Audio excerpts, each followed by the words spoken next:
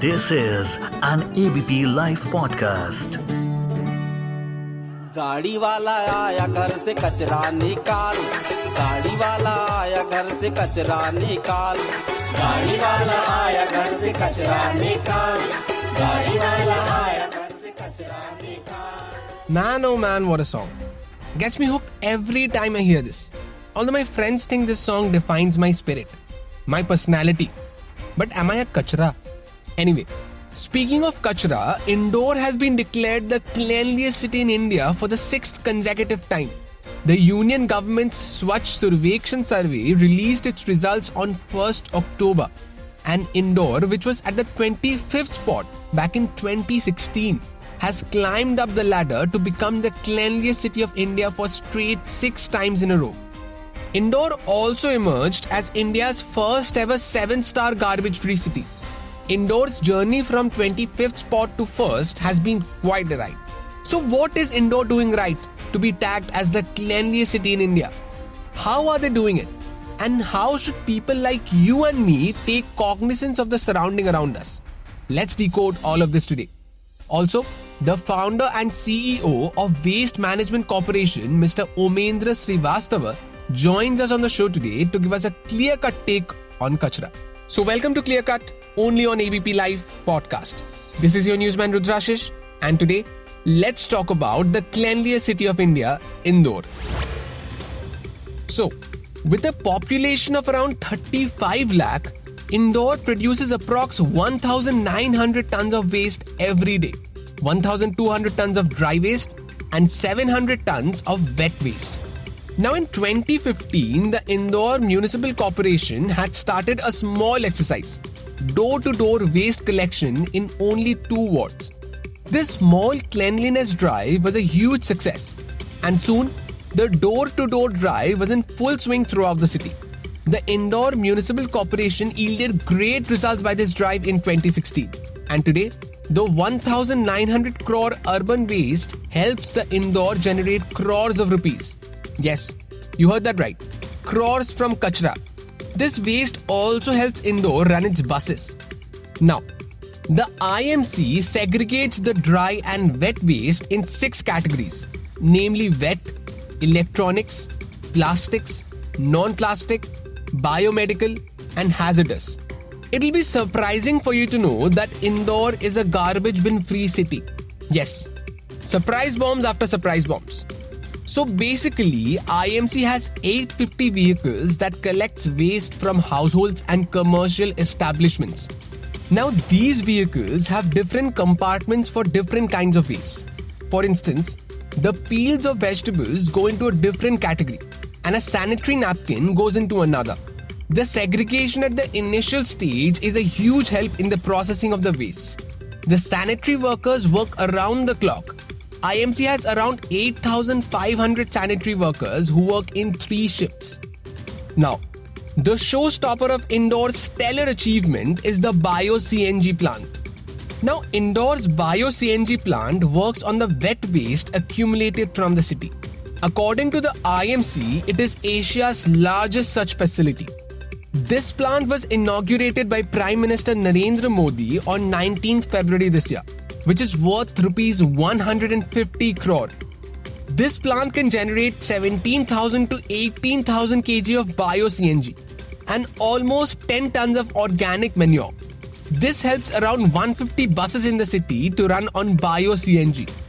According to a report by Outlook magazine, the IMC earned a whopping 14.45 crore rupees from waste disposal last fiscal, including rupees 8.5 crore from the sale of carbon credits in the international market, and rupees 2.52 crore as annual premium from a private company for providing waste to the Bio-CNG plant. It's also said in the report that IMC will probably earn rupees 20 crore from waste disposal this year. Can you imagine? Crores of rupees from kachra. I mean, it's too much for me to sink in. And now to speak further on this topic, we have the founder and CEO of Waste Management Corporation, Mr. Omendra Srivastava, on the show today. So welcome to the show, sir. It's a pleasure to have you. Thank you very much. So, sir, Indore has emerged as the cleanest city in India for the 6th time in a row. What do you think Indore is doing right that the other cities are not? See, the biggest advantage with the Indore, or we can say the biggest achievement for the Indore, is that they have developed on awareness activities in a very beautiful manner. Yes, they have covered. If I say that what is the biggest strength the Indore is having at the moment is the awareness. Each and every citizen is aware about their role and responsibilities, how to ensure compliance with the waste management, which other cities lacks a lot. Second thing is the infrastructure related to the waste management. Today we can say with confidence that Indore is completely having every infrastructure which is required for ensuring compliant waste management, whether it's related to the dump site remediation, whether it's related to the decentralized waste management activities, whether it's related to the processing and disposal of the inerts, whether it's related to the collection and transportation. Indore is having all the compliant infrastructure at the moment. And third thing is the willingness of the government, the urban local body, the local body. The local body is truly, they are very serious on this, that they would really want that they should continue achieve this Swachhta ranking number 1 at every year. So that is the three major things which I can say with confidence that yes, Indore is number 1 because of all these three reasons. Okay. Now, sir, as a citizen, I am very disturbed by people chewing tobacco and spitting on the roads. It's red stains. People get disgusted by those red stains. So, do you think the government should do something to neutralize this chewing tobacco and spitting on the road issue? Because it makes the cities, the country look very untidy when, as compared to when tourists come in or when visitors come in, seeing red stains on walls, on roads. For example, I'm from Kolkata, so the Howrah Bridge pillars are filled with red stains of tobacco. So I think this is a pressing issue, and should the government do something about it immediately? As far as the government is concerned, there are three levels. If we see the administrative setup of the entire Indian administration, one is the center body, second is the state body, third is the local level. Okay. All this implementation activities in this, the sanitation activities or the spitting things fall under the local government. Okay. And local government has to ensure that how they can put a check on this spitting. So they can formulate some bylaws, like Uttarakhand government has done, like the Goa government has done, and the Sikkim government has done. So what they have done? They have implemented the spitting policies that if spitting bylaws they have introduced, that if somebody will spit in the public area, they will be penalized. Okay. So likewise, this local government has to act for this. The central government cannot play any role. Okay, so in this situation, the state governments have to take the municipal corporation also has the right. Municipal corporation is also an anonymous body. They can formulate their own bylaws. Okay, in the municipal bylaws, they can easily introduce all these things. A spitting act or spitting rules they can introduce. And the state government also can introduce all these things. They can enforce these rules on the local body also, that they should implement at their level. So it is up to the state and the local body to ensure. Okay. So, sir, as a person who is involved in the waste management process, do you think the people of India have improved or are they improving when it comes to garbage, waste management? Yes, they are. If you talk about 20 years back, people were when this solid waste management rule 2000 was introduced, hardly any people were knowing about this rules. But today, after introduction of the Swachh Bharat mission, almost 90% of the population knows about there is something related to Swachh Bharat mission is going on, which is related to the waste management and sanitation. So people are now aware about, but they are not having that kind of infrastructure, or they are not so well versed with the rules and regulations, and also there is not a fear factor in them. Okay, because of that, they fail to comply with the late norms, as if because rules are already there. From 2000 rules are there. Okay, and in that when the rule to municipal solid waste management rules 2000 was introduced, at that time it was said that within 3 years' time, every local government has to ensure 100% compliance with that rule. But hardly one or two this urban local body did. In India, there is now more than 4,000 urban local bodies at the moment. Okay, and out of that, only 3 or 4 urban local body introduced this processing and disposal facility.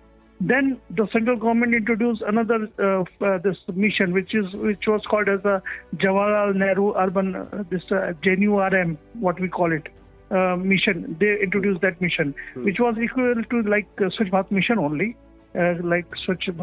only.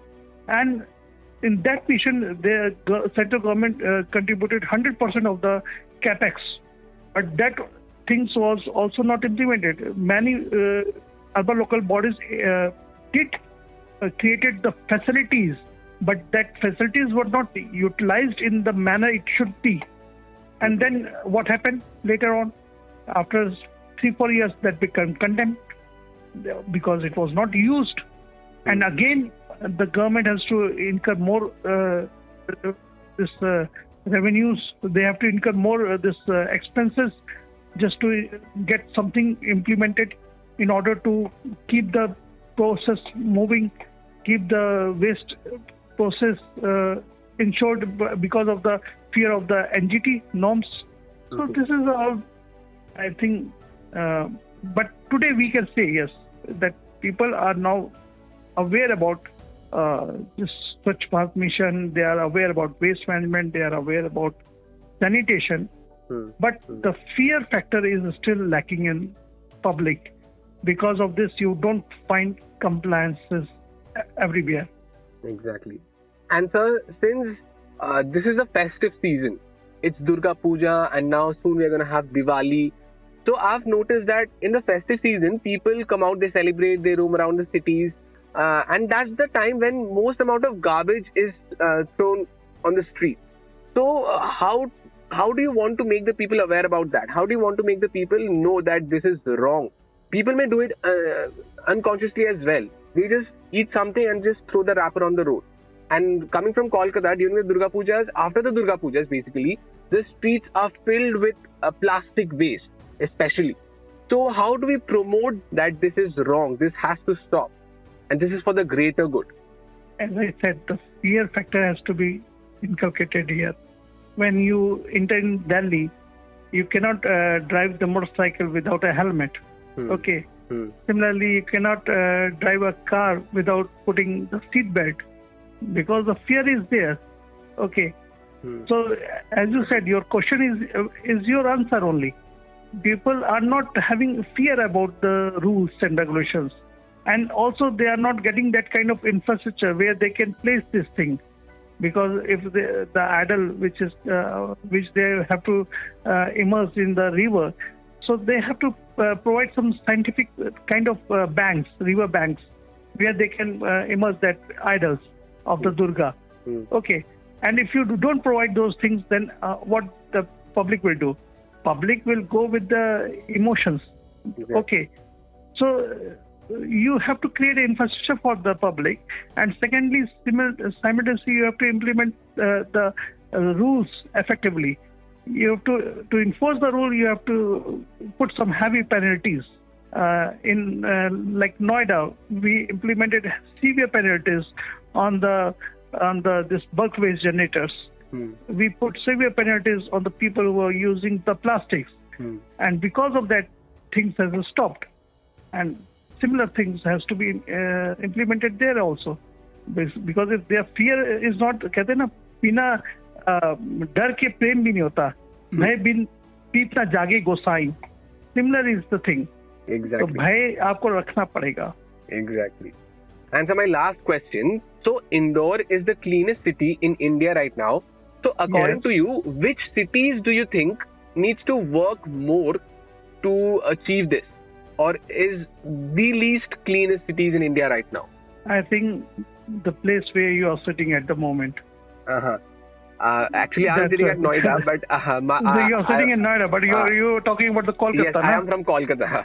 Exactly. Since I am talking about that Kolkata, because I have been to Kolkata. Yes, I have been to Kolkata many a times. I have been to Asansol many a times, and I have seen there is a pathetic situation of the waste. Okay. Do you think the public awareness is still lacking there? In West Bengal, yes. West Bengal, people need to educate on this. They are well educated. People are very educated. In Kolkata, I will appreciate people are highly educated. People are there. But when the things come on the waste management, then it is just an eye wash. Okay. So as they say, cleanliness is next to godliness, and people need to work on that. Absolutely, exactly. Yes. Well, sir, it was a pleasure talking to you, sir. Thank you so much for your time. My pleasure too. Thank you. Thank you so much. So that's all the news and scoops I have for you today. This episode was produced by Lalit. This is your newsman Rudrashis Kanjilal signing off. Have a wonderful day ahead and keep listening to ABP Live podcasts.